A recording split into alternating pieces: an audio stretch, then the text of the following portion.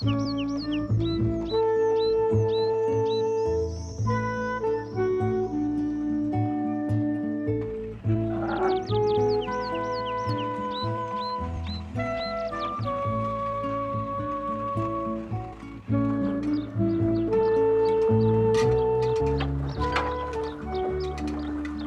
ska du ha, Alfred.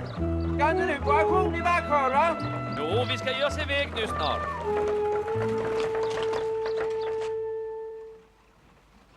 Den här dagen var det auktion i Backhorva och alla människor skulle dit. För auktioner tyckte de om i Lönneberga och hela Småland. Katthultarna skulle också på auktion förstås. Och Emil ska också med, vet jag. Påsläpp ut honom, du Ida. Nu har han suttit tillräckligt länge. Ja, vad Emil ska på auktion och göra, det begriper jag inte. Nej, det blir nog bråk ändå utan att vi särskilt tar dit Emil. Om Emil vill på auktion så ska han med. Det är ingenting som du behöver bekymra dig om. Ja, gärna för mig. Tänk lite på hur du uppför dig själv istället. Och flams inte omkring bland folk som du brukar göra. Hur ska du komma ut, Emil?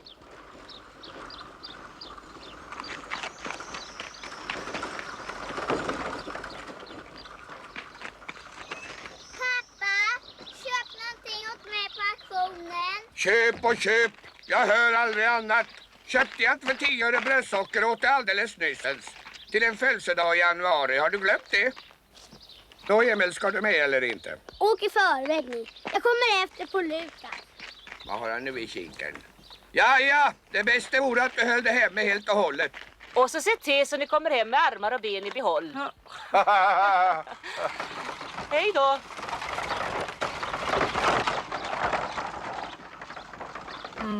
En får väl hoppas att Alfred har en tjock skalle som håller där de slåss. För så har de inte det, då ska de inte föra på auktioner. Emil behövde pengar, för alldeles utan pengar kan man ju inte fara på auktion. Att be pappa, det var ingen mening med det, förstod han. Så ville han ha några pengar fick han skaffa dem själv. Men hur skulle det gå till? Ja, om du också hade varit barn i Småland när Emil var liten så skulle du veta hur välsignat många grindar det fanns överallt på vägarna på den tiden. Och det var bra för Smålandsungarna tjänade pengar genom att öppna och testskjutsarna som for vägen fram.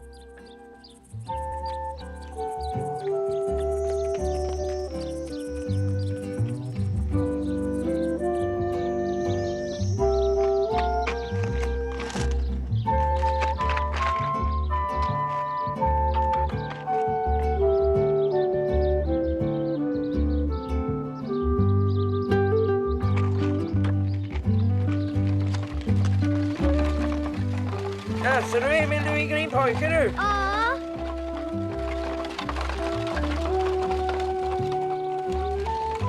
Tackar.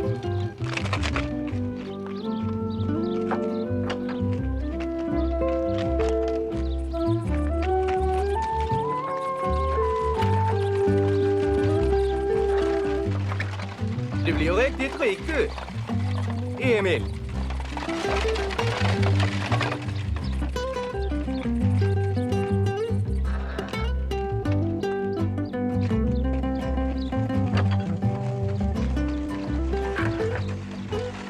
Har du tid med det här? Vem ska då vara hemma och göra hus? Det ordnar sig nog.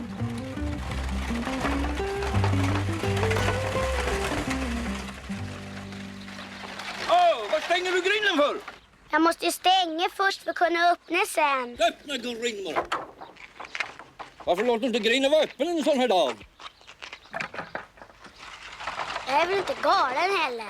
Nu när jag för första gången har lite nyttigt av den här gamla grinden. Inbillar inte att du får någon grindpenning av mig inte. På den källan där borta. Jag tror jag kan bli bra till två som kommer. Är det där du var ställt upp? Ja. På auktioner går det till så, förstår du, att folk ropar och talar om hur mycket de vill betala för en sak. Och den som vill betala mest, han får sängen eller soffan eller vad det nu är man bjuder på. Ja, hitåt kamrater och vänner, för nu ska vi börja auktion. Och vi börjar med en hammare och ett tång, för det är det här som sätter världen igång. Får jag 25 öre för hammaren och tången här? 10 öre. Det var dåligt. 15 öre. 15 öre, bättre upp. 20, 25 har vi där. 30 har vi där. Något djupa och bättre här nu. 32 har vi där. 35, 40 har vi där. 40 har vi där. Första, andra, tredje och sista gången. Hammartången går till Johan i Knivsund för 40 öre.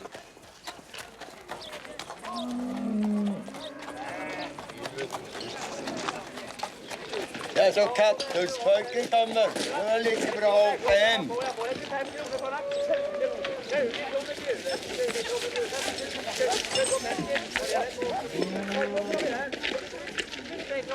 Tredje och sista gången. Det går för 23 kronor där till Kallingstompen. Så har vi sen en rejäl soffa här. Vad får jag för den? Får jag bud? 3,50. 3,50. 4 kronor var det där. 4,50. 4,50. 5 kronor. 5,50 för jag ska ha henne. Jaha, 5,50. Hon verkar enveten. Bjuder du över nu? Nej, ja då går det bort för 5,50 till kära mor i pelarna. Där hade jag tur. Vad skulle jag ha en gammal soffa till? Den har vi här. En brödspare. Ja, gott folk, vad får jag för den? Vad får jag för den? Nej men, snälla människor. Baken är aldrig hemma hos er. Va? Jag får väl till minst 50 öre, va? Det är bjuden! Jaha, 50 öre. Ja, då går det bort till Emil i Katthult för 50 öre. Fin brödspare. 20 är vi uppe i det. 22 har vi där. Jaså du Emil, du ska slå på bakning förstår jag. En brödspad är alltid bra att ha, ska jag säga dig. Ja, men den här gamla asken, vad ska du med den till? Den ska jag ge till Ida. Den är fin, ser du väl? Det är samma. Kyss med den asken har inte varit fin på de sista 50 åren. Vad bjuder mig för brandsprutor? Får jag 1 kronor? 75 öre då. Vad 50 öre? Men tänk om elden kommer lös hemma och se vad gör ni då? Då får jag åtminstone 25 öre. 25 öre bjudet. 25 öre. Första, andra, tredje och sista gången. Och hjälp, den hade jag inte velat ha. Det är allt redan med dig, Emil i Katthult. Nu kan du släcka eldsvåret för fullt. Alfred! Alfred! Var är jag? Han är uppe på Lackbacken så. 25 öre. Kontant. Jaha, god vänner. Då har vi här ett par skidor. Vad bjuder du med för dem? Får jag bud? Får jag bud? 10 öre hade vi där. Höstbon! Ja, vad är det? Höstbon! Ja, Jo, Emil är här och köper brandsprutor för full. Får han det? brandsprutor! Är han från Vätte precis? Ja, det tror jag.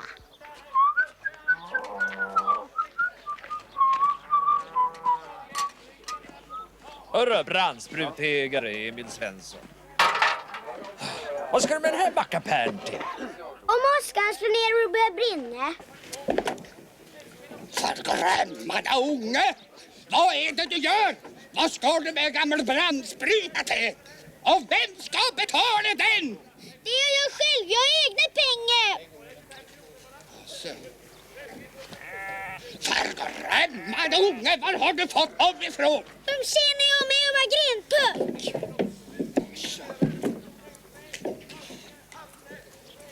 Ja. Få se då. Ja, några vanvita färder vill jag inte veta av, det vet du. Vad du köper mer då? Förgrämmad unge. En brödspade, du vet ju att vi har en brödspade där hemma. Och se här, en sammitask. Totalt värdelös sammitask. Jag har ju sagt till dig att du ska inte köpa annat än nödvändiga saker, Emil lille. Förgrämmad unge. 5,20, 5,20. 5,25 av det här. 5,30 kommer det här. 5,30. En öl. 5,35 här bakom. Då är 5,35. 5,40. En sockerdricka till. 5,45. 5,50 kommer det här. 5,50. Och jag med 5,50 första, andra, tredje och sista gången. En sockerdricka till. Och dyrt ska vi tallrikar igång här. Det är 7 stycken där tallriken. Fina. Vad får jag för dem? Nu får jag 25 öre. 25 öre för tallriken. Drömmade unge! Ska du dricka limonad när du äntligen har tjänat ihop lite pengar? Nej, nu blir jag arg. När jag inte har pengar, då kan jag inte dricka sockerdricka. Och när jag har pengar, då får jag inte dricka sockerdricka. När i hunden ska jag köpa sockerdricka? Förgrömmade unge! Det blir snickerboa när du kommer hem.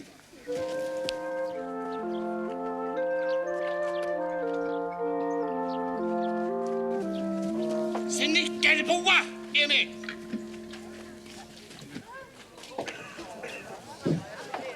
En sockerdricka till. Det var den godaste dricka jag har smakat i hela mitt liv. Det är fint med auktioner i alla fall. Auktioner och Vimmerbymarken. Det är nästan det roligaste den har. För då kommer den i alla fall från att arbeta lite. Tycker du inte det är roligt att arbeta? Jo, men det är så förjordat efterhängset för en bonddräng. Det tar aldrig slut. Men jag hjälper dig, Alfred.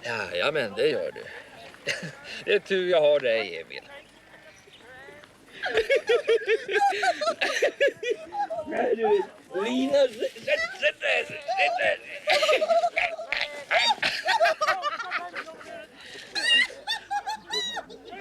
Har du sett på Lina och Krokstorpen?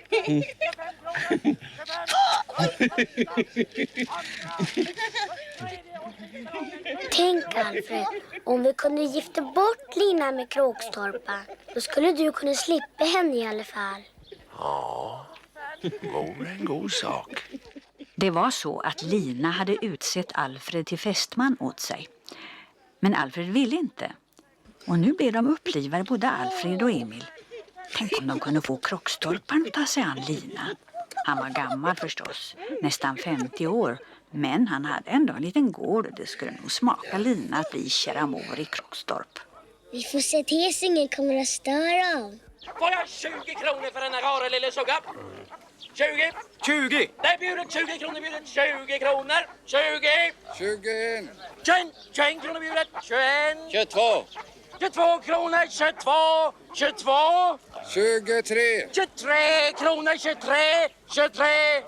För första! 25 kronor! Det hjälps inte. Och 25 kronor bjudet! 25 kronor för det första, för andra och för tredje och sista gången. 25 kronor, så går sagan till Katthult.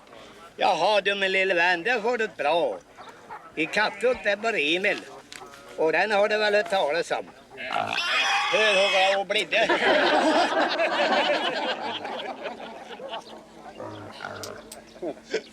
Faderlittan hade li och lej. Här kommer Bulten emot.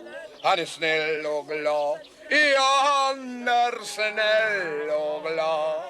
Bulten i Bode var den värsta slagskämpen och fyllhunden i hela Lönneberga. Och att det blev så vilda slagsmål på auktionerna, det var för det mesta Bultens fel. Bulten, han visste inte vad han skulle göra med allt det där vilda som plötsligt bubblade upp i honom när han hade tagit sig ett par stadiga supar. Och för det var tyvärr så att alla inte drack bara sockerdricka. Inte Bulten i Bo åtminstone.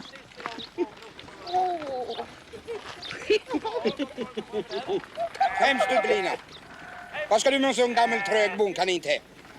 Begriper du inte att han är för gammal för det? Hörru du, säg om det där om du törs du. Nej, sitt kvar.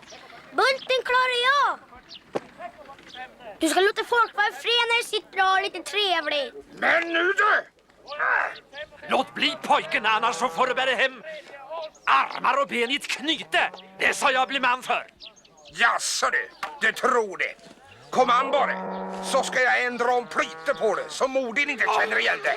Tjocka dräng. Kom igen nu! Ska nog visa dig. Kom an!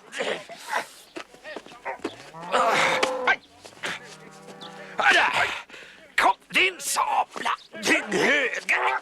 Det är slagsmål!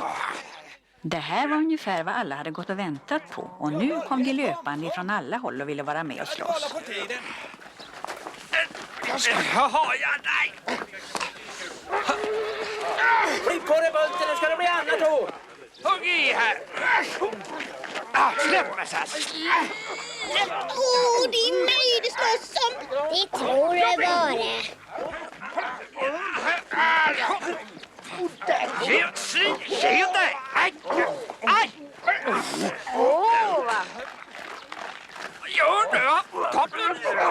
Ska du svara mig? Jaha, Vad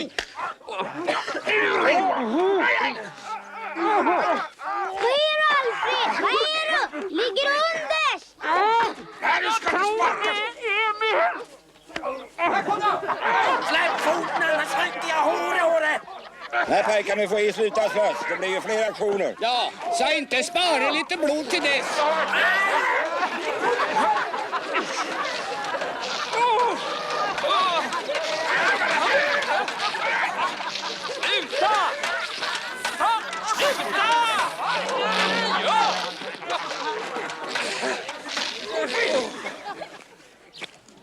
Har du slagit dig mycket, Alfred? Åh nej, det är ingen fara. Fast näsa har du visst riva om.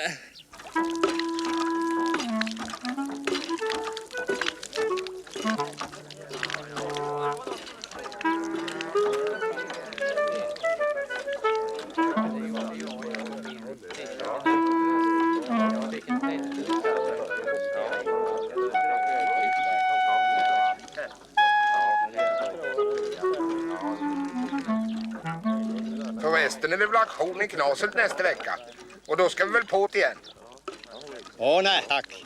Jag vill inte ha något slagsmål på min aktion. Nej, det kan han inte vara säker på. Nej, just det. Du skulle nog behöva ha en brandspruta på din nation du också. Nej, till salu. 25 öre gav jag för brandsprutan. Och nu har jag sålt den för 50. Så nu tjänar jag 25 öre. Ja, Emil, du är inte dum inte. Du ska se att du blir nog affärsman när du blir stor. 74 kronor budet! 74 har jag, men mer vill jag ha. 74 kronor för en ko i sin bästa år. Det är på tok för lite. Hörde jag någon som sa 75? 75 kronor budet! 75 kronor, 76.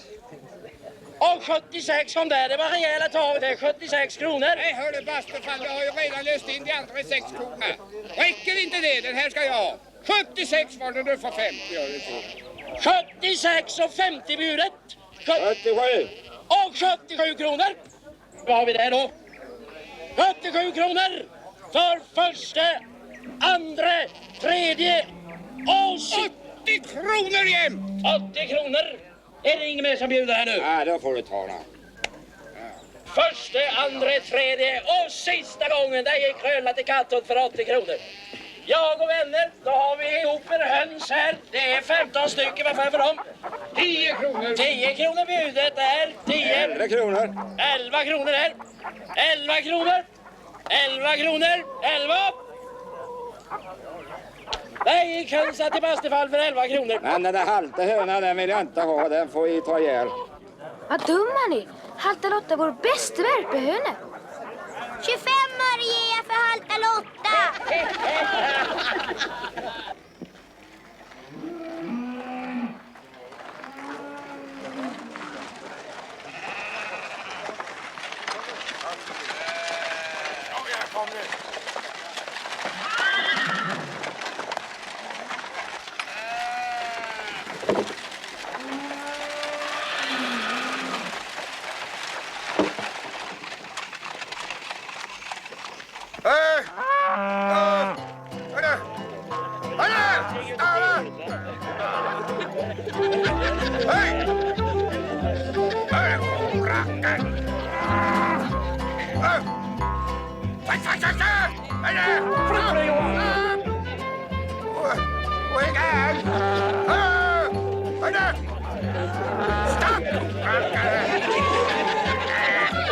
Skratt inte!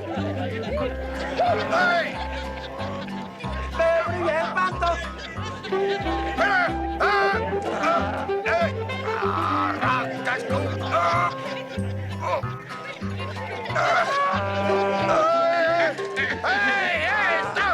Stann koa upp! Nej, koa är gärd, det är inget tvivel om det. Hit med gevär, nu ska skjutas! Han ryste när han sa det, Emils pappa. Men en galen ko har man ingen glädje av, det förstod han. Och det förstod alla. Här har du vissa. Man får inte få du göra själv. Är det laddat? Visst hundar och laddad. Då så. Men Anton, sa du verkligen? Vänta ett slag. Om du ändå ska skjuta henne så kan jag lika gärna få henne. Vad ska du med en galen ko till? Har du inte gjort tillräckligt med vanvita färder idag du? Jag kan väl få henne. Lika väl som att skjuta henne. Ja, kan du få henne med till Katthult så må det vara hänt. Men hon välter väl i kullagon för mig. Koskrälle.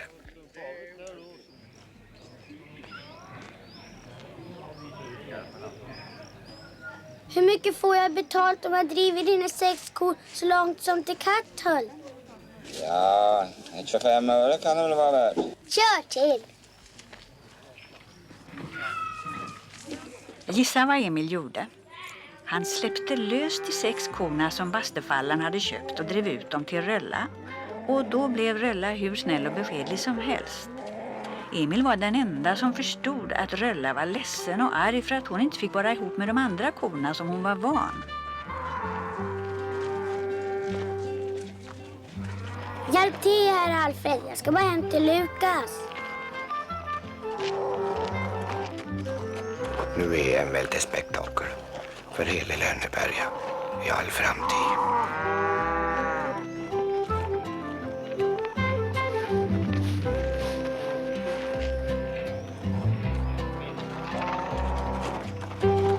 Rör på pockarna, sa jag.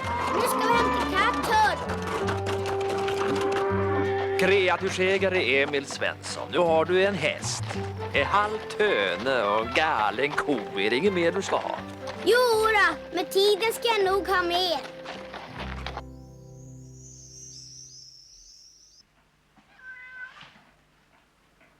Mamma!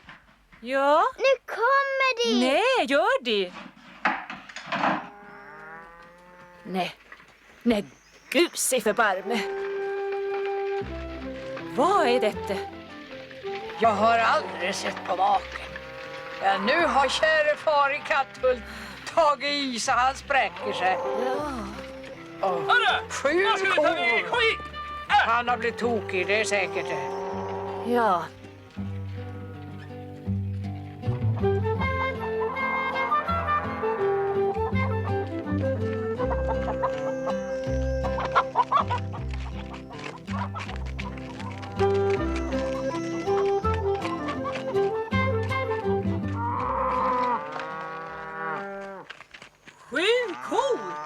Är det du eller jag som blivit galen, Anton? Den koa. Nej, det är inte mina kor. Det är bastefallans. Hon jag köpte, hon är ju spritt galen, så är inte min hon heller. Och inte skulle jag vilja ha henne för allt smör i Småland. Ja men Anton lille, vad har bastefallans kor här att göra?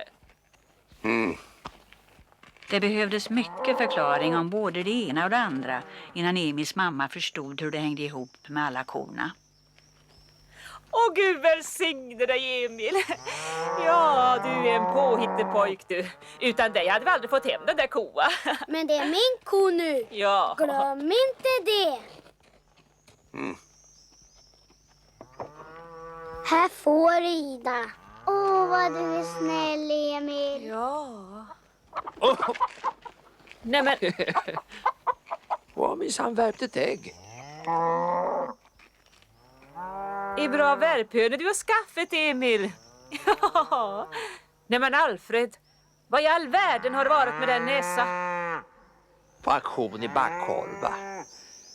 Och nästa vecka bär du åt till Knashult med det.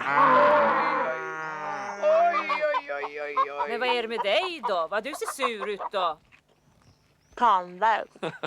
Ja, stackars Lina. Kråkstorpan gav det för mycket karameller tror jag.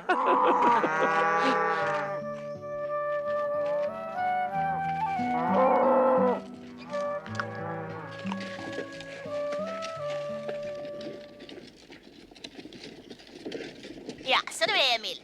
Du har blivit mjölkpigen på gamla dagar. Jag kan ju inte hjälpa att bastefaren inte är här och mjölkar sina kor själv.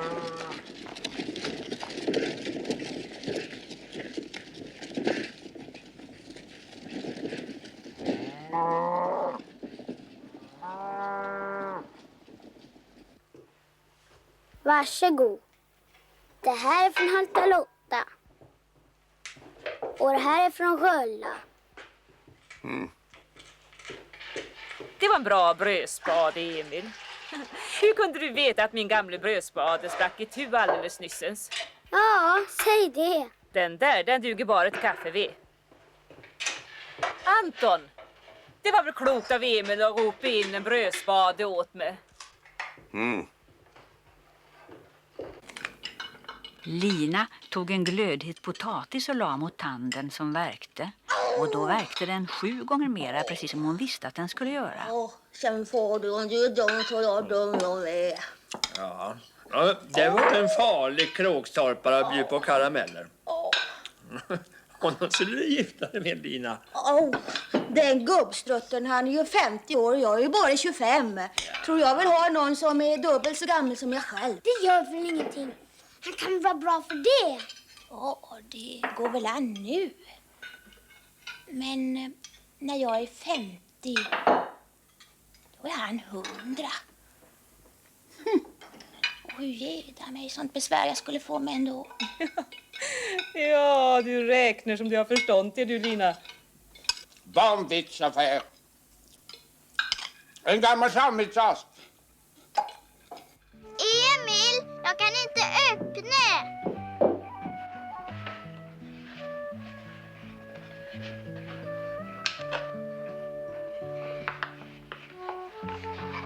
Vad bra. Om jag behöver skriva ett brev någon gång så har jag en hel hope som redan är skrivna. Lilla Ida, hon älskade sin ask. Hon la sångboken i den. Och sin fingerborg.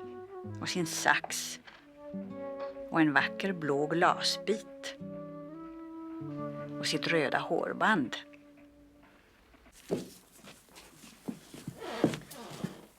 Jaha, så var det snickarboa. Ja, det har du väl inte gjort det för sent av idag. För du har ju gjort en hel del bra också. Om man ska vara ärlig. Det förstås, men sagt är sagt.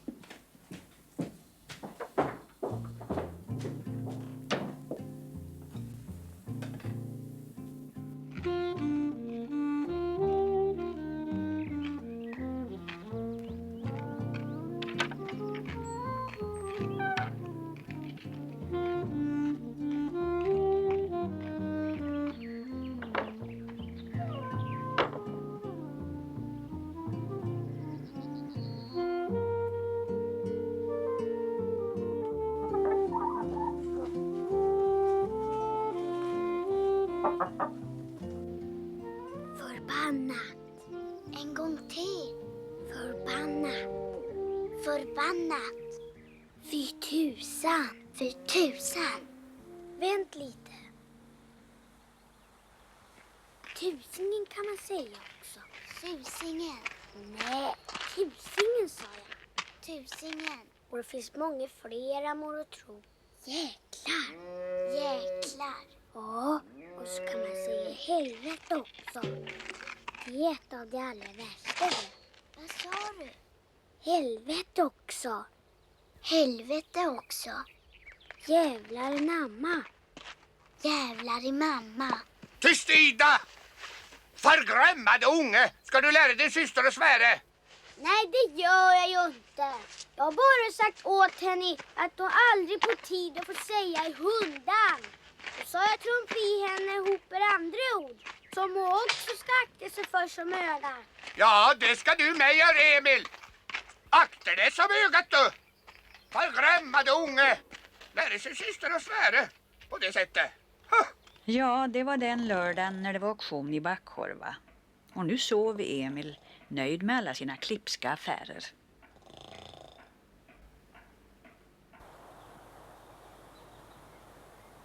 Den korta juninatten kom och gick. Och det blev en ny dag.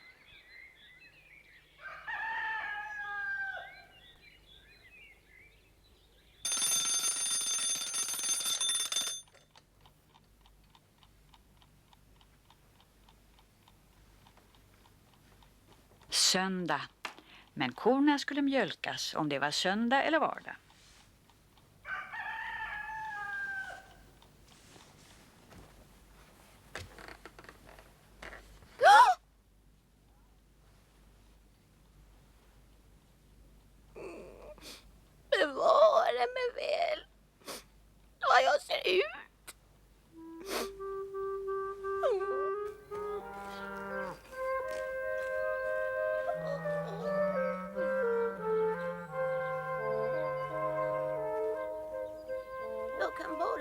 visa mig för folk som jag ser ut.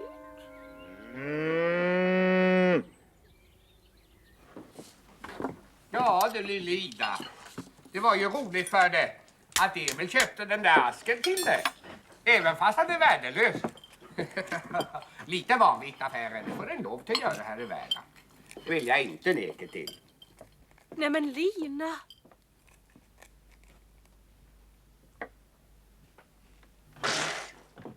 Emil. Det här är verkligen ingenting att skratta åt. Nej men stackars Lina. Du ser ju inte klok ut. Så där kan du inte visa dig bland folk. Nej, inte kan jag det. Alltså ska du kyrka för allt möjligt roligt. Emil, du får springa till Krösa-Maja och be henne komma hit och hjälpa till med kaffet. Inte vill jag gå omkring som ett spektakel än alla människor. Stackars Lina. Verkar det mycket? Ja, jag tror skallen ska spricka. Ta och propp tanna full med snus. Det gör susen. Tror du? Ja, det är en gammal bra hästkur. Ja, känns det bättre? Hur ger mig då? Jag hellre tandvärk. Stackars Lina, jag tycker synd om det. Men nu får du kvicka dig på, Alma. Annars kommer vi för sent till kyrkan. Jag är klar nu. Du dukar och gör i ordning, va? Det är blommiga kaffekoppar förstås. Och du Emil, spring iväg med samma nu.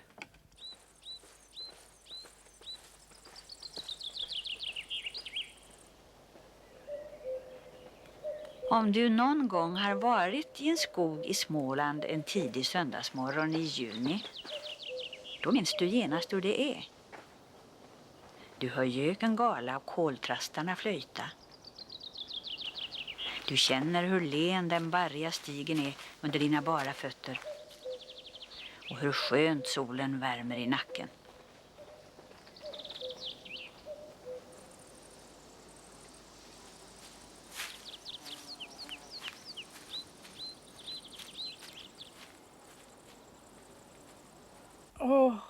Oj.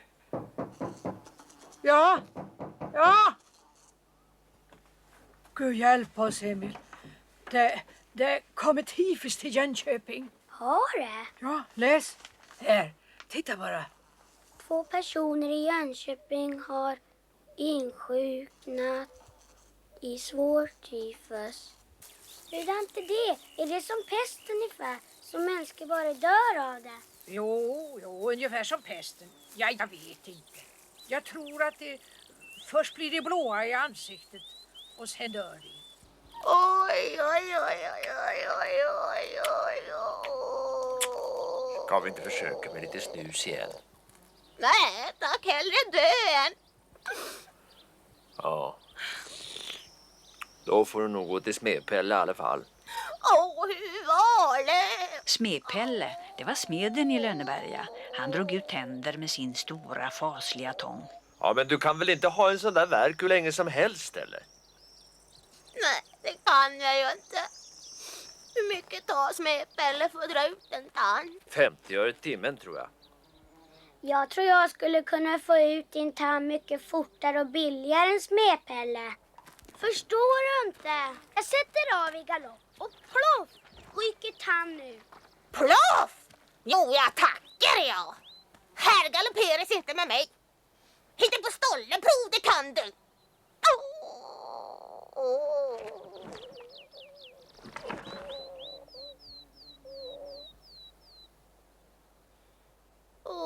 Vi försöker väl i alla fall då. Ja, nu är det bara ploff vi väntar på. Ja! Oj, nu kommer det snart.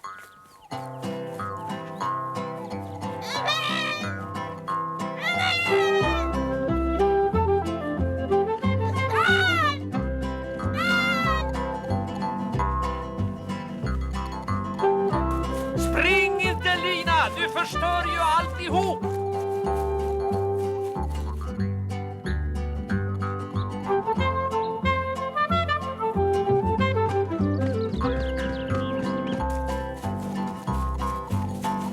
Det var väl märkvärdigt om jag inte skulle kunna få ut den här tanden. Sätt fart då, Lukas.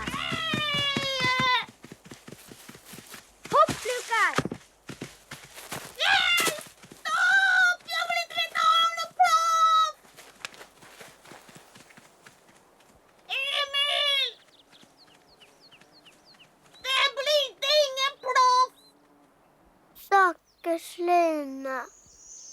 Ja du lille. Ja, jag vet att jag förstörde alltihop.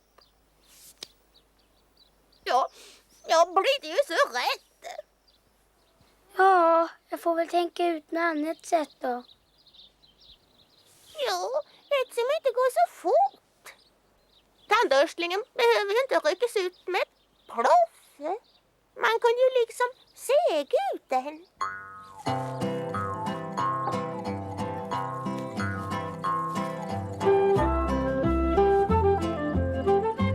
Ja, nu springer du så lagom. För du vill väl bli av med tanden i alla fall? Ja. Det blir inte så där hastigt ploff. Nu blir det bara drrr. Så där seg som du vill ha det. Det börjar snart drrr.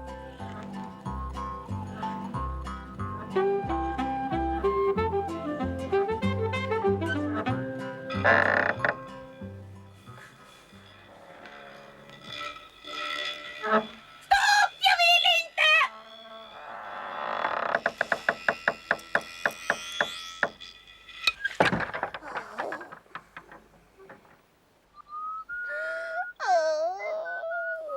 Sitter du där med din gamla tand? Nu har jag gjort vad jag kan. Ja, tack snälla Emil, jag vet det. Men kunde vi inte försöka en gång till? På något vis så måste ändå bli av med tanna. Vill du verkligen det? Ja, det förstår du väl. Jag tror i alla fall att ett hastigt sätt är det bästa. Tror du det?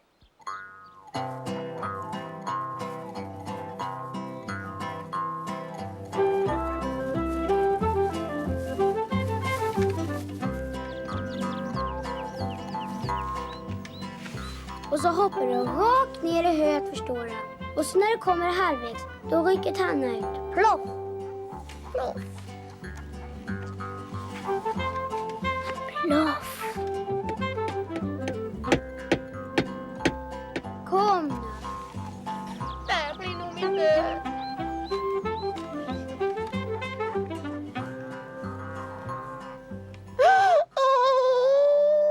Hopp då! Nej, jag törs inte. Det är redigt säkert. Jag törs inte. Ja, om du vill ha din gamla tank kvar så gärna för mig.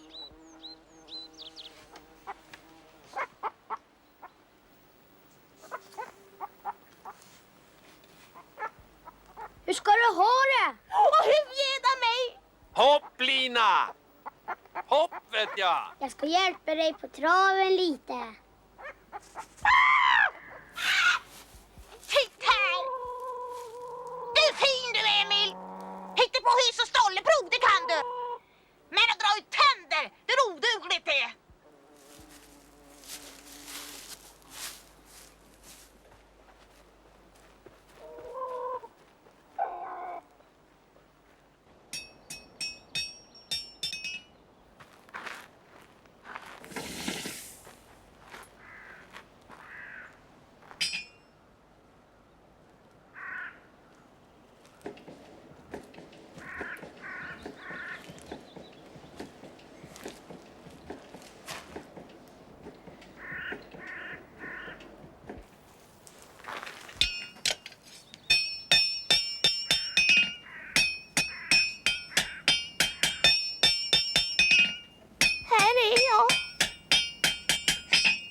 Jag ser dig.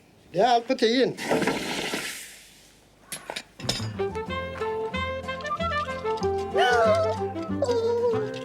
Nu kommer Ploffe. Gapa. Det ser inte bra ut det här, lille barn.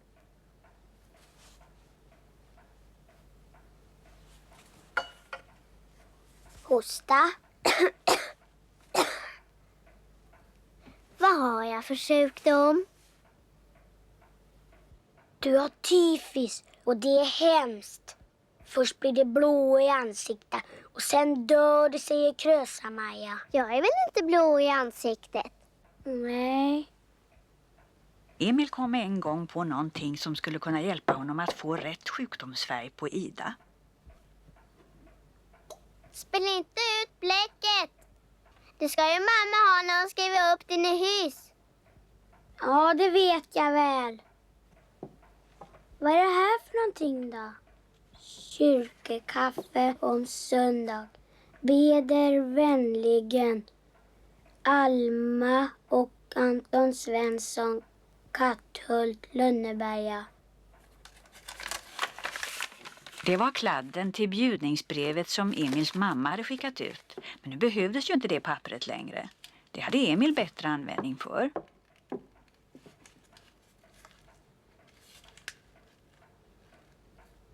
Nu Ida ska du få se på Tyfis.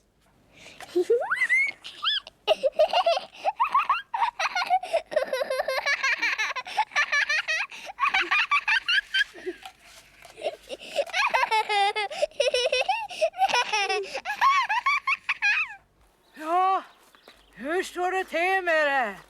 Verkar Tanna nu med? Det vet jag inte. Det förstår jag inte. Vad menar du med det? Nej, för hon ligger på smedpelle sopback i dase. Jag hoppas det verkar innan så hon skriker.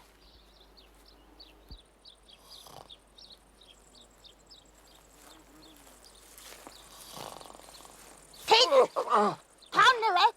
Ja, vad är det? Gjorde det ont? Ja, jag tror det.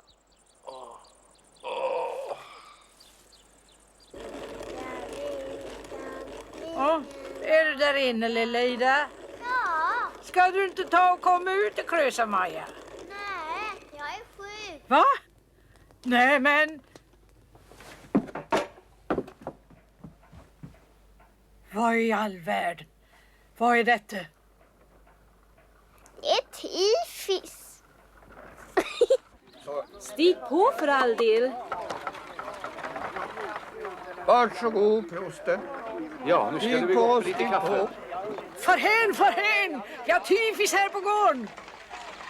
Va? Tyfus? Ja, men det är väl ändå inte möjligt. Nej. Vad pratar du för dumheter? Vem är det som har tyfus? Det är jag! Lilla Ida! Det förstår jag inte. Har du inte Tyfis? Nej, det är bara som det ser ut. Gissa vem som har målat den här tyfusen på mig? Emil! Vad är du? Varsågod.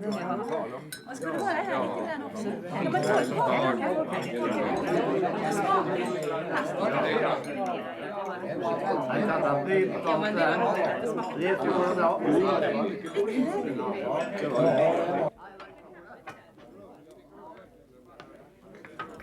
Rosamars.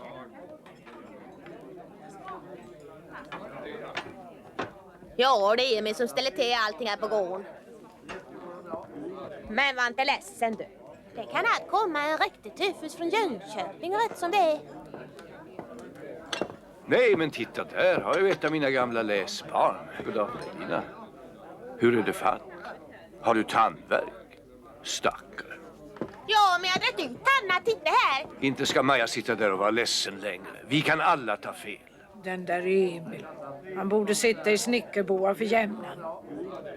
Men vad är det här? Vad är det du... Var kommer de här breven ifrån?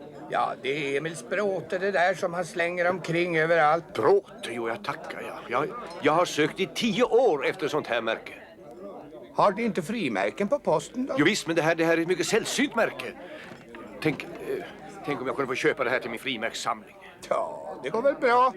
Det är ju Emils skräp det där. Nej, men säg inte skräp. Jag betalar 40 riksdaler för märket. 40 riksdaler för den lille papperslappen. Och bevara oss väl. 40 riksdaler. Det skulle jag ju kunna få en halv ko för. En halv ko? Vad ska du ha den till? Så köper fram henne som böler eller vakarna som slänger med svansen. Och ut till snickerboa, Emil. God dag på dig, Emil. Säg, vad har du fått tag på de här breven? Då åkte jag in igår i Backkorva. Och vet du pappa, jag ska nog få det på lite fler aktioner. Tycker inte du det? Gå ut i snickerboa, sa jag!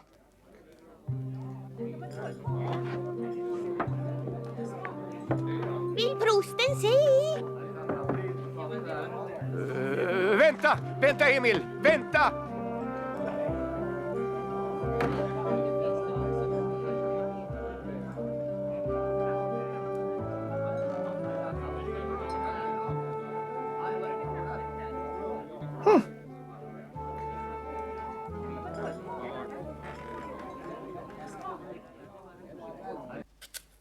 Hela söndagskvällen satt Emil i snickarboden och täljde en ny trägubbe till sin samling.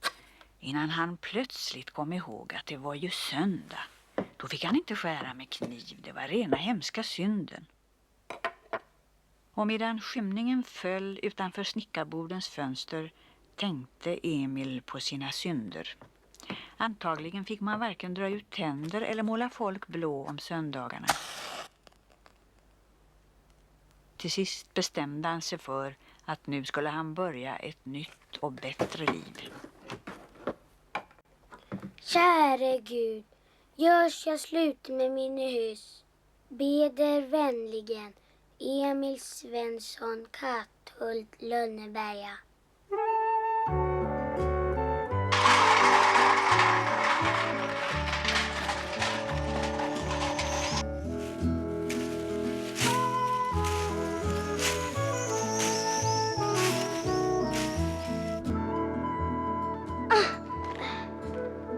Titt pappa, jag kan hoppa så här långt.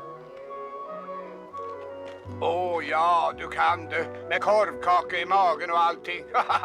Hur långt kan du hoppa pappa? Ja, det ska vi strax se.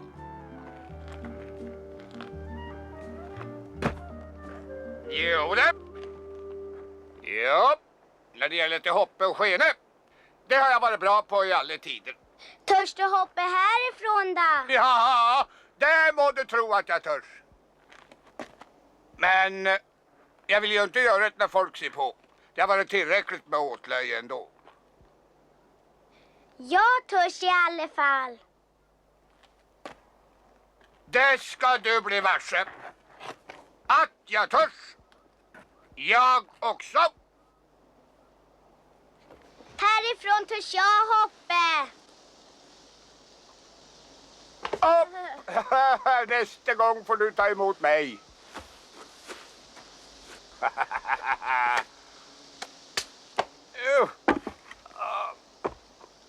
Käre människor.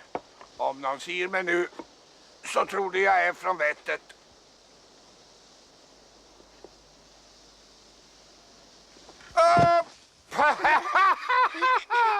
Nej, nu får det vara sluthoppet för idag. Men du Emil, vi berättar inte det här för mamma. Nej. Emil låg i och hade så roligt han bara kunde, för nu stundade det andra tider. Snart var det dags för Emil att börja skolan.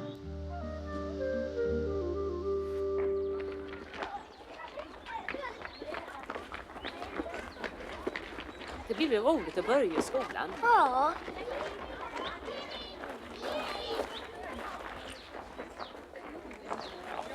Den där Emil ska du akta dig för. Han lär dig bara en hopperhyss. Kan du verkligen läsa, Emil? Ja. Får jag höra det?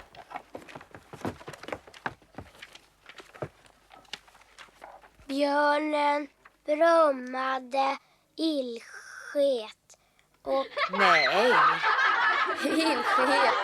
Ja, läsa kunde Emil redan, även om det blev lite fel då och då.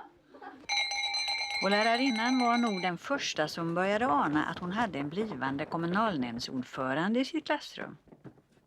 För hör och häpna, sitt ner. Emil blev bäst i klassen. Nå, vad hette Jakobs söner? Emil? Ruben, Simon, Levi, Juda, Dan, Naftali, Gad, Assar, Isaskar, Sebulon, Josef och Benjamin. Rätt, Emil. Hyss gjorde han naturligtvis, men inte värre än att lärarinnan kunde stå ut med dem. Ja, en dag tog han sig för någonting som ingen någonsin förr hade gjort, åtminstone inte i den skolan. Det pratades det också om i Lönneberga länge efteråt. Det gick till så här.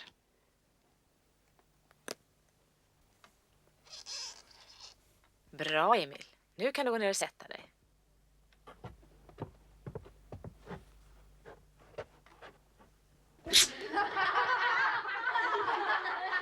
Nej men Emil, varför gjorde du så där?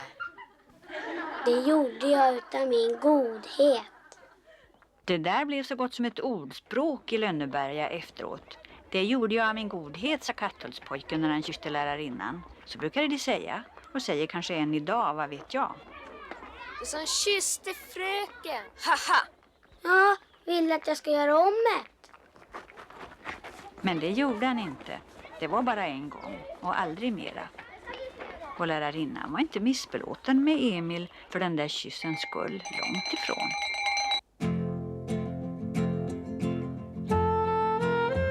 Den första snön föll. Och innan man visste ordet av var det dags att tänka på julbyken.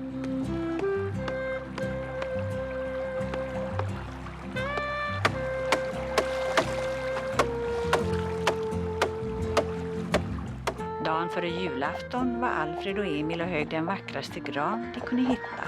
Och julen kom och gick. Och sen återgick allt till det vanliga.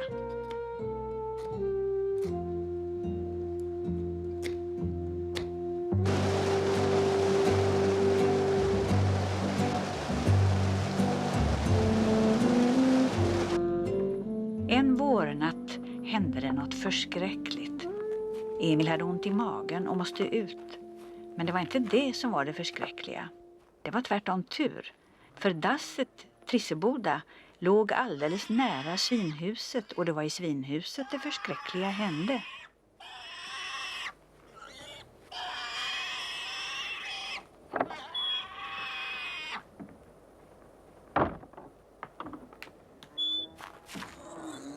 Stackars lilla knoen. Pappa, pappa vakna. Pappa. Vad i all sin dag vill det här säga? Det har hänt något förskräckligt. Ja, nog var det förskräckligt. Grisesuggan som Emils pappa hade ropat in på auktionen hade gått och fått smågrisar på natten. Och hon bet genast ihjäl 10 av dem, för så gör suggor ibland. Hon skulle ha bitit ihjäl den 11:e lilla grisen också, om inte Emil så lagom hade kommit och räddat honom. Så ja. Ja, stackars lille griseknoen. Är så mor du har. Det är bara uselhet och elände i Backkorva. Det vilar någon förbannelse över deras kreatur. Jag kan ta grisen till min. Mig gör ingenting att den är förbannad. Du ska bara ha du. Stackars Emils pappa. Ett par dagar senare blev suggan sjuk i någon konstig sjukdom. Nu sugga dö oss. Och bevare mig väl. Den där aktionen i Backkorva, den kunde jag väl låta bli att fara till. Vad fick jag för den? En enda dålig ussel gris. Han dör väl han med förresten.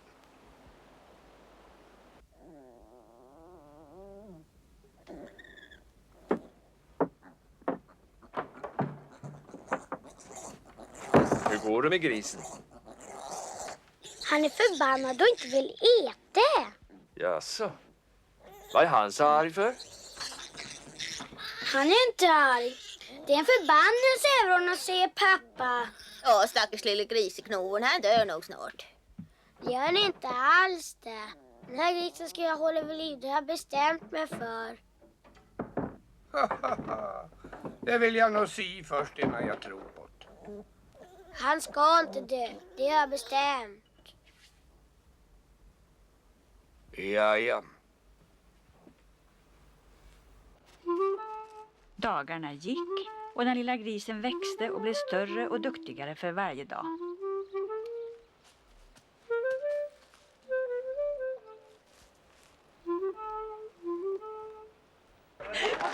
En vårsöndag hade skytteföreningen från Hultsfred sin vanliga gökotta i kohagen i Katthult.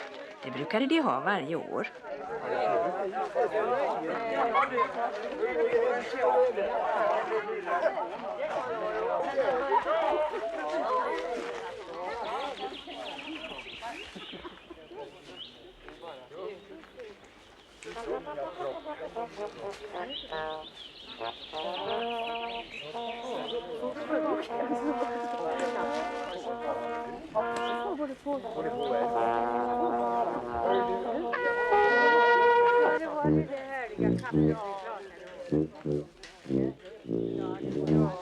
Just den här morgonen hade Emil läst i Smålandstidningen om Smålands husarer. Och en sån ville han gärna själv bli när han blev stor. Smålands husarer går till attack. Vet du hur de gör då, Lukas? Pang! Gud bevare konungen och fäderneslandet.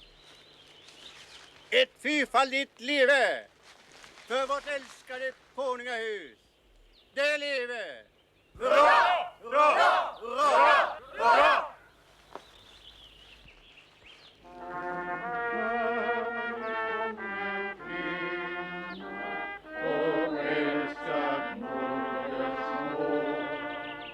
Den törst i sorgen bringar.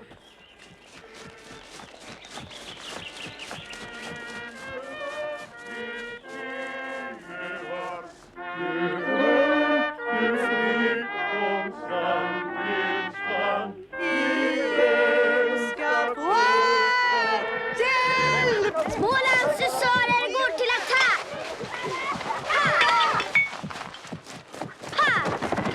Vad är det för någonting?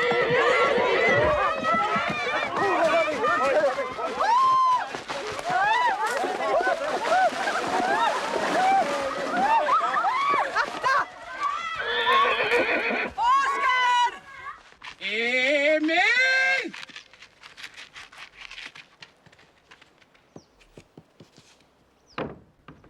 Griseknoen. Kom då. Nu för tiden behövde Emil inte vara ensam i snickarboden. Där Emil var kunde man vara säker på att hitta griseknoen också. Kom då. Kom då. Kom då.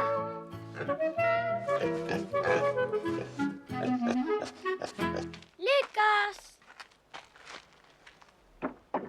Här får du. Knoen! Knoen! Här ska du se. Vänta ska du få. Sitt. Sitt. Knoen, sitt. Sitt, Knoen.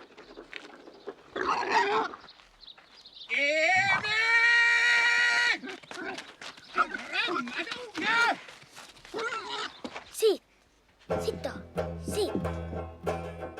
Nu tällde inte Emil några trägubbar mera. Istället tog han sig för att öva griseknoven i varjehanda konster som väl ingen människa i hela Lönneberga någonsin hade drömt om att en vanlig smålandsgris kunde lära sig. Hörru, sitt. Sitt. Sitt då. Sitt. Så ja. Sitt. Så ja. Sitt. Sitt då. Så ja. Vad du är duktig. Griseknoen kan inte ta mig. Griseknoen kan inte ta mig. Du kan inte ta mig. Stanna, Griseknoen. Men vad är det för stölleprov och springer runt med grisen på det viset? Men Griseknoen tycker det är roligt. Roligt, roligt! Griser ska inte ha roligt. Griser ska det bli julskinka utav. På det där viset blir han ju mager som en jakthund. Det vill jag inte, vet du. Julskinkan. Det var hemskt sagt av pappa, tyckte Emil. Var är jag, Griseknoen? Håll dig mager som en jakthund, så kanske det går lyckligt.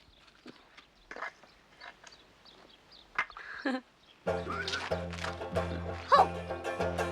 Hopp, Knoen!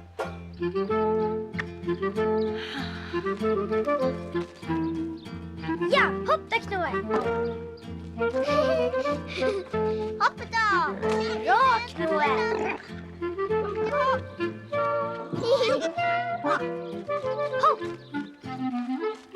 Stölleprov. Se, Rida, vad duktig han borde bli.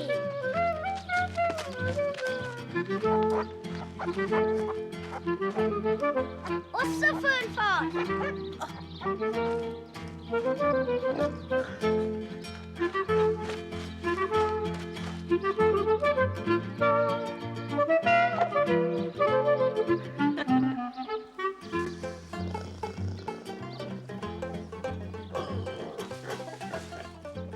Mer och mer gick det upp för Griseknoven hur härligt ett grisliv kan vara.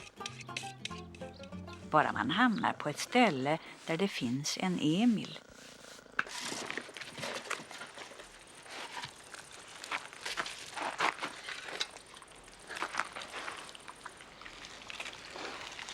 Emil satt där och tittade på Griseknoven och funderade på hur mycket han tyckte om honom. Och vem han annars tyckte om. Jo, först kommer Alfred och sen Lukas och sen Ida. Och så Griseknoven tätt efter förstås. Men oj, jag har ju glömt mamma. Det är klart att mamma, det förstås. Men annars så är det Alfred och Lukas och Ida. Och så Griseknoven.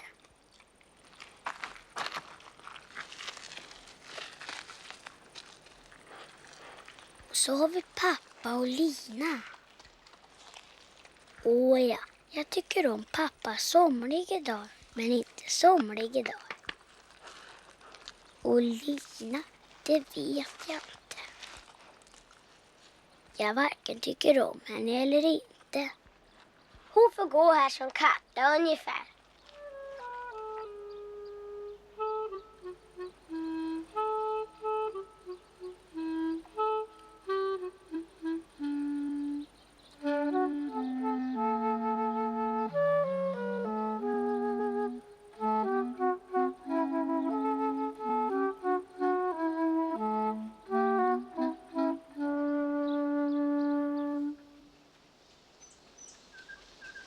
Nej men lille Griseknoven, kommer du här?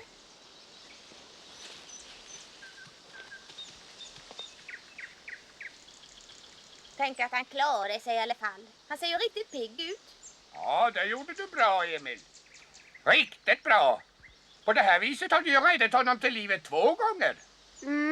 Hur många gånger ska jag rädda livet på honom innan jag får en till min? Nu ska du inte tjata på pappa om det. Tänk på att du har ju både Rölla och Halta Lotta i attraktionen i Backkorva. Då måste ju pappa åtminstone få ha den här lilla grisen. Vad i alla tider?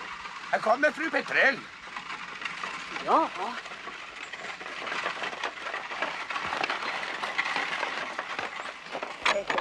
Men vad är ni på färd eftersom vi får så fint främmande? Ja, jag skulle egentligen till prästgården. Men jag tänkte mig, jag kunde i vilket fall som helst ta den här omvägen. Runt Katthult menar jag. Det var väl trevligt, men Alma, vad ska vi nu bjuda på? nej tack. Jag har lite bråttom. Men lite körsbär får vi lov att skicka med i alla fall. Vi har ju så välsignat mycket. Anton, vill du hämta lite? Ja, ska bli. Ja, då kunde Alma göra lite vin tycker jag. Körsbärsvin? Nej, aldrig på tiden. Det skulle Anton aldrig gå med på. Han är ju nykterhetskar, vet jag. Oho, dricker han aldrig någonting? Nej. Men jag skulle betala bra om Alma ville brygga lite vin åt mig. Han behöver ju inte få veta det. Nej. Inte gör jag något i hymla hemlighet, inte. Det gör jag inte. Men jag kan ju för aldrig fråga honom. Ja. Körsbärsvin? Nej, aldrig på tiden. Nåja, det gör du som du själv vill förstås. Hur mycket sa hon att du skulle betala, prästen? Vi ses när det är färdigt.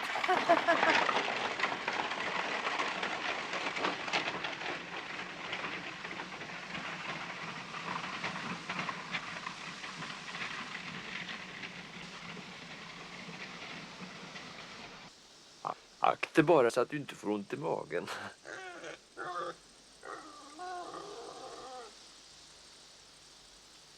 Han är ju som en hund, vet jag. Kom så ska ni få smaka jordgubbe. Nej tack. Jag förstår inte hur du har blivit åt, Emil. Det är ingen konst, må du tro. Med lite finurlighet och lite skorpor och potatis kan man lära en gris nästan var som helst. Sitt, sitt, sitt. Sådär, ja. Sitt, sitt, sitt. Så ja, duktig du är. Titt! Vacker klöv, så ja. Åh, vad han är söt. Ja, fast onaturligt för att vara ogris. Så ja, vacker klöv. Vad fin han är, Emil. Oho. Oho. Bravo, Knoen. Maken till gris har inte hela Lönneberga. Och maken till dig, det tror jag inte de har heller. Nej, just det.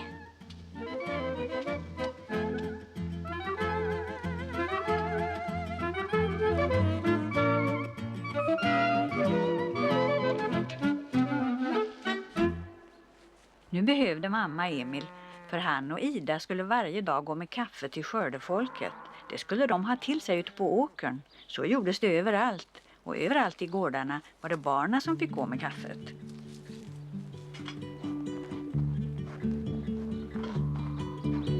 Du ska inte tro det blir sommar ifall inte någon sätter fart på sommaren och gör lite somrigt. Då kommer blommorna snart. Jag gör så att blommorna blommar. Jag gör hela kohagen grön. Och nu så har sommaren kommit, för jag har just tagit bort snön. Jag gör mycket vatten i bäcken, så där så det hoppar och far. Jag gör fullt med svalor som flyger och mäckor som svalorna tar. Jag gör löven nya på träden och små fågelbon här och där. Jag gör himlen vacker om kvällen, för jag gör den alldeles skär. Och smultron det gör jag åt barna, för det tycker jag de kan få. Och andra små roliga saker som passar när barna är små. Och jag gör så roliga ställen där barna kan springa omkring. Då blir barna fulla med sommar och benen blir fulla med spring.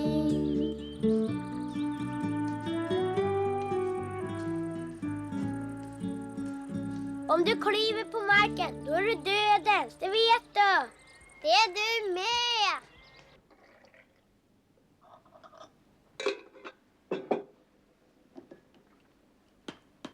Nu hade fru Petrells körsbärsvin jäst färdigt. Och just idag, när Emils pappa var på åkern hela dagen, passade Emils mamma på att hälla upp det på flaskor. Så behövde han ju inte känna sig syndig och fördärvad för att det brygdes vin i hans hus. Ja, det ska bli riktigt skönt att få det här i huset.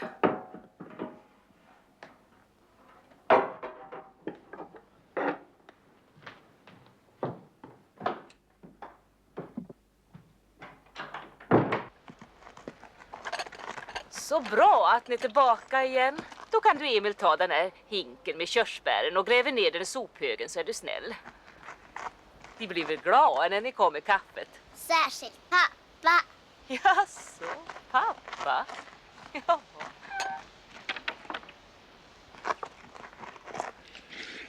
Hej du griseknoen! Trodde du jag kom med mat åt dig, va? Nej, så du, det här ska jag gå och gräva ner. Fast varför det förresten? Då kan väl lika bra du få dem. Du som är så tokig i körsbär. Här ska du se.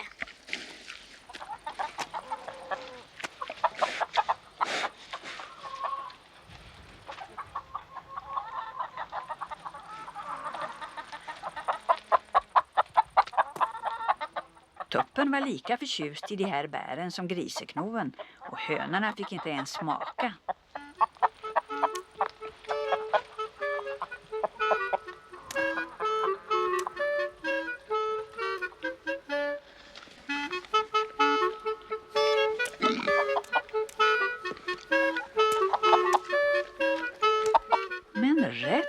var. Vad är det med dig? Har du ligger och sover så här dags?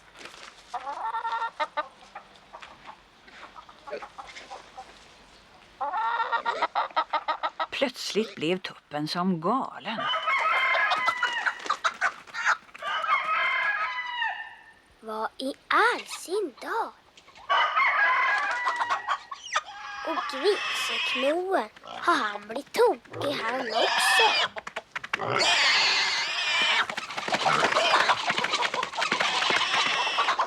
Stackars höns. Det var illa nog att deras tupp hade blivit galen, men en vildsint gris som kom efter dem i full galopp, det var för mycket.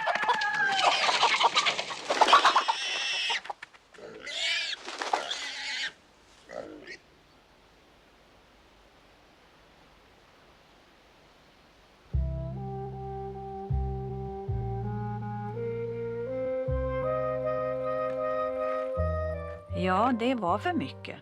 Man kan bli så rädd att man dör av det, det visste Emil. Vad ska mamma säga?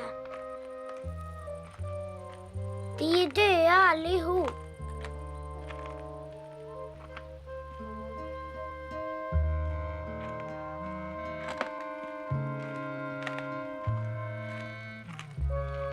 Stackars Lotta.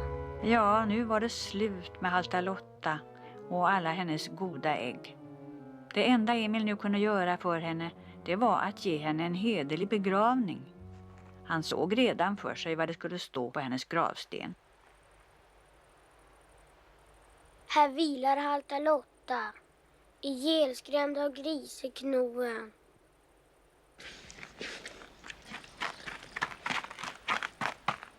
Att du inte skäms! Först skrämmer ihjäl alla hönserna och sen vräker du i körsbär som om inga hade hänt.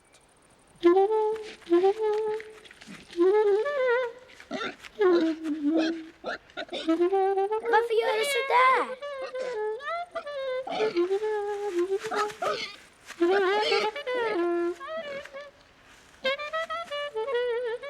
Och du då, som har blivit av med alla dina fruar på en enda gång? Men det tar alldeles lugnt. Skäms du inte? Du behöver inte trilla omkull för det. Vad all världen går åt dig? Är det något fel med körsbärna? Konstigt.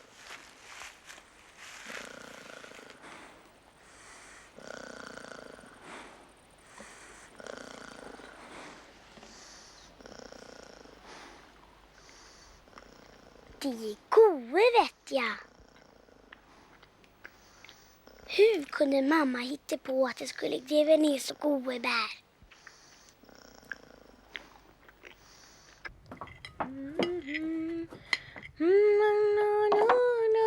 Varsågod. Det är blott för dig, min vän. Det är blott för kärleken. Sitta och kunde jag dö, kunde jag dö. Nej, gör inte det, snälla lille Lina.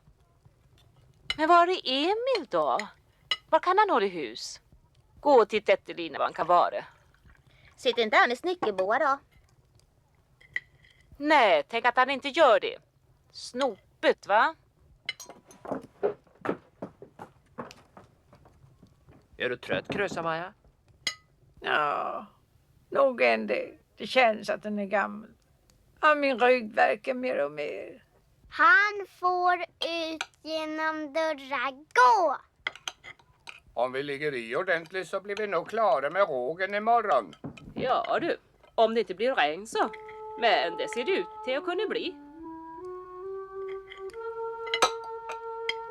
Vad är det med dig? Varför står du där? Har det hänt något? Ja, om det är något som har hänt, ja, jag vet inte vad jag ska säga. Men höns är i alla fall döda. Vad höns är döda? Du? Och tuppen är full. Full? Och griseknoen är full. Och vad Emil beträffar så... Ja. Emil är... Ja, vad är det med Emil? Är också full.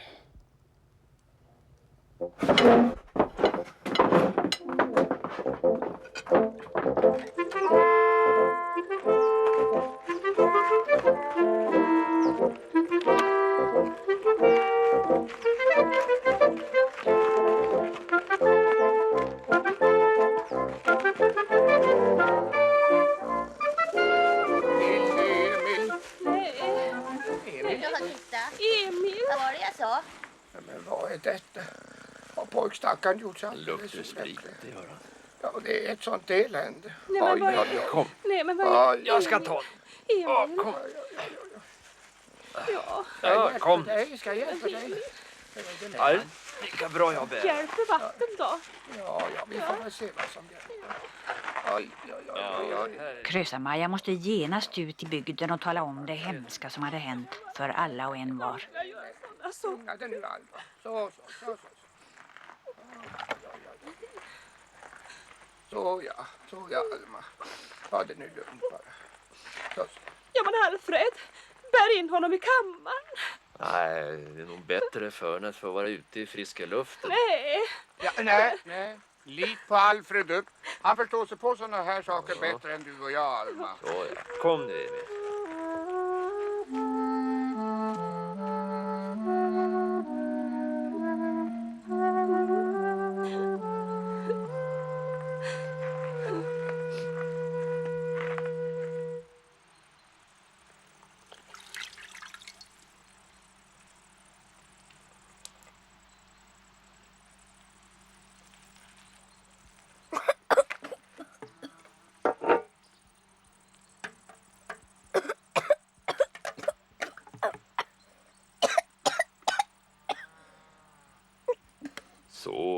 Så ja. Där. Alfred satt hela kvällen på bänken utanför drängkammaren med Emil i famnen. Han hjälpte honom när han behövde kräkas och tröstade honom när han grät över sin uselhet.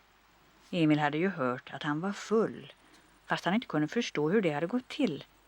Han visste inte att när körsbär får jäsa så blir de alldeles fulla med sånt som man blir full av. Hörni, här ska ni få höra. Stackars Svensson i Katthult. Emil, den olycka. Han har supit sig full och slagit ihjäl alla hönsa. Åh, ett sånt elände. Det blev kväll. Solen sjönk och månen steg upp över Katthult. Och ännu satt Alfred där med Emil. Hur är det med dig, Emil? Än lever jag. Men om jag dör, då ska du ha Lukas. Inte dör du, Emil. Det ska du inte tro.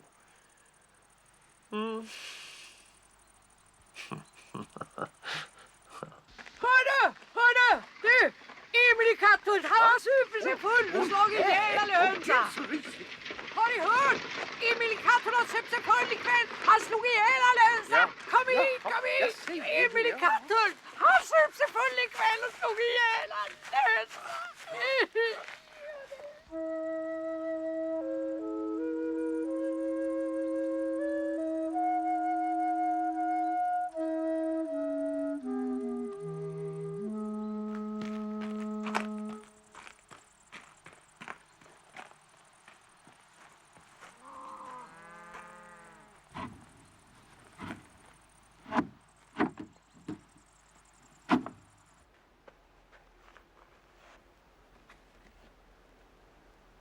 Stackars halta Lotta. Oj! Hur ger det mig?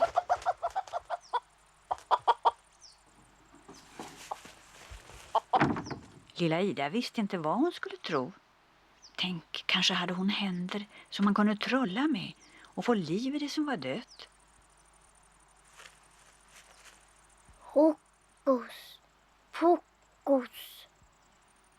Nu är du inte död längre. Nej, hönsen var inte döda alls. De hade bara svimmat av förskräckelse när griseknoven satt efter dem. Så kan höns göra ibland. Hokus pokus.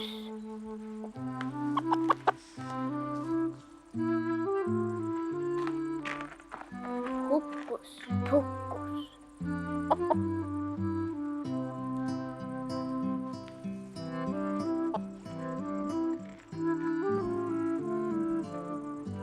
Hokus pokus filiokus.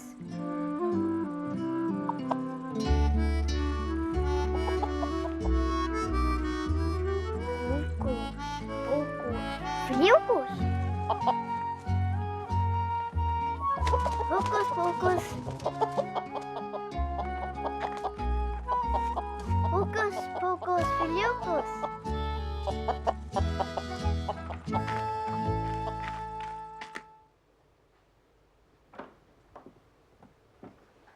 Ja. Nu har jag väckt upp hönsen från de döda.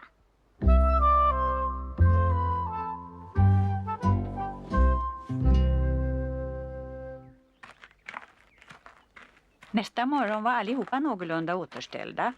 Emil och Tuppen och Griseknogen. Men Tuppen, stackaren, kunde inte gala på 3 dagar fast han nog försökte.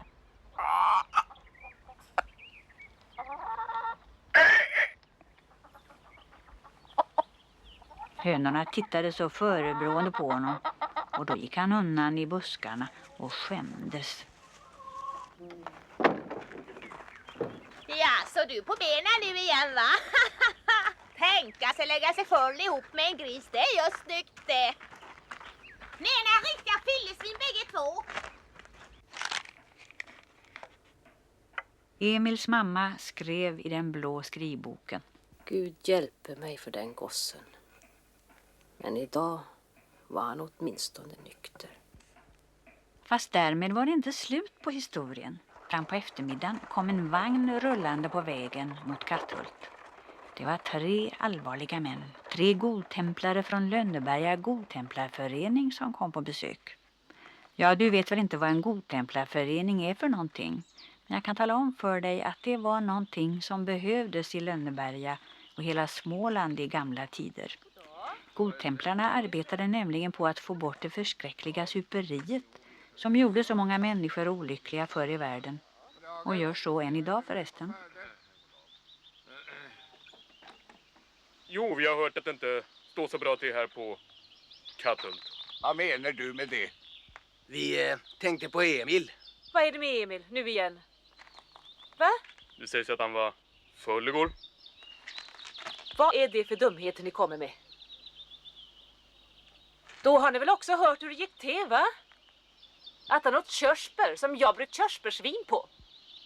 Ja, hur som helst så skulle det nog inte skada om Emil kom och fick lite nykterhetspredikan på låken. Ja, vi har möte ikväll sen. Ja, har han nu fått smak på starkvaror så vet ingen hur det går. Ja, jag får väl komma med han då. Aldrig på tiden. Ska han dit så är det jag som ska gå med han. Det är jag som har bryggt vinet och det ska du, Anton, inte behöva lida för. Det är bara jag som behöver nykterhetspredikan. Men jag kan ju för aldrig ta med mig Emil. Om ni tycker det ska vara nödvändigt. Kom här, Anton. Ja. För alla del. Adjö.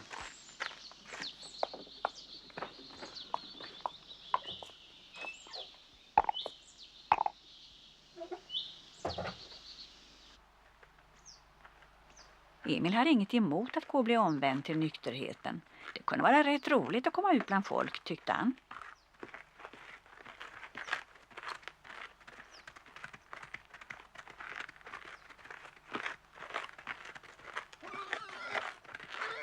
Nej, Griseknoen, inte du. Gå hem. Gå hem, sa jag.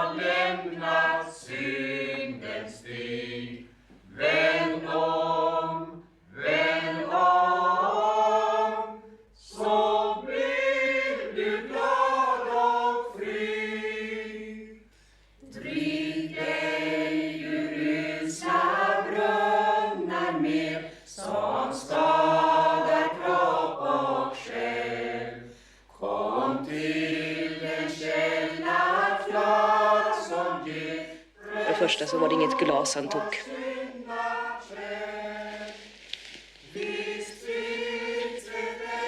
Och för det andra så var det mitt fel.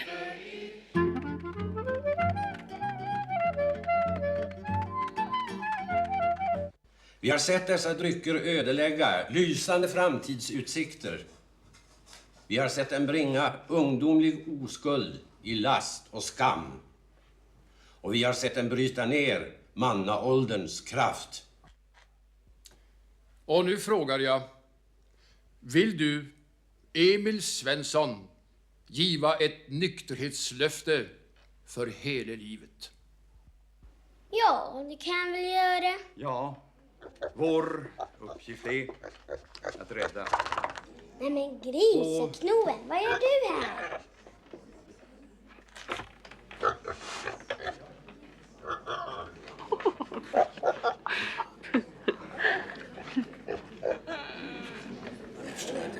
Vad är det där? Det är en gris, vet jag. Den får du ju ta ut. Vi kan ju ta en gris i logen. Men han skulle behöva göra ett nykterhetslöfte han också. För han har något mer körsbär än jag. Sitt Griseknoen. Duktig Griseknoen. Såja, en gång till Griseknoen. Såja, sitt vackert. Såja, såja. Duktig Griseknoen. Vackert tass. Nej, vackert. Alla blev så intresserade av Griseknoen att de nästan höll på att glömma nykterhetslöftet. Nå, hur ska det bli? Ska jag lova något eller inte? För all framtid avhålla mig från starka drycker. För all framtid avhålla mig från starka drycker. Och jämväl verka för ökad nykterhet. Och jämväl verkan för ökad nykterhet. Bland mina medmänniskor. Bland mina medmänniskor. Det är det, Griseknoen. Det gäller dig också.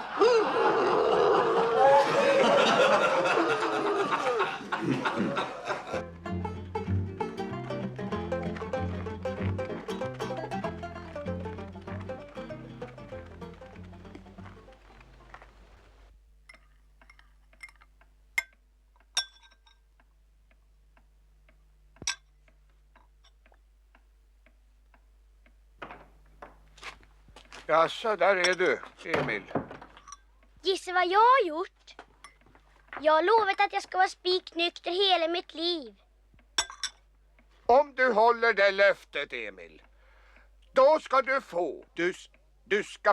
Du får den förjordade grisen. Är det säkert? Ja. Förresten kan jag inte tänka mig att den har gått fläsk på den efter alla hans skutt och fylleribravader. Åh, tack så mycket. Annars kunde jag nog ha hållit mig nykter alldeles gratis. Dagen därpå kom fru Petrell för att hämta sitt körsbärsvin. Och Emils mamma var verkligen glad att Emils pappa var på rågåkern just då.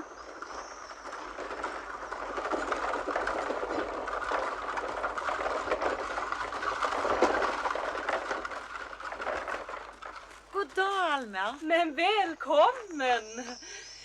Välkommen. Är vinet färdigt? Jaha, det är det.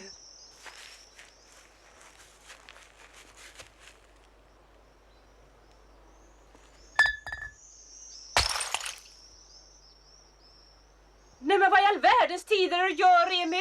Jag verkar för nykterheten. Jag tänkte börja med fru Petrell.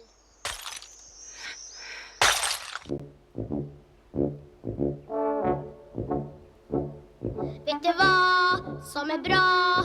Att det inte finns någon mer som jag. För det om det kom en försökig liten pojke som liksom jag satte stad med att göra hus varenda dag. Fast på sätt och vis så skulle det vara bra ifall det fanns en till som jag. En som jag, som jag. Oj vad mycket kul vi kunde ha. Tänka sig, han och mig. Oj, geda mig. Jo för då var vi två. Tänk vad hus vi kunde göra då.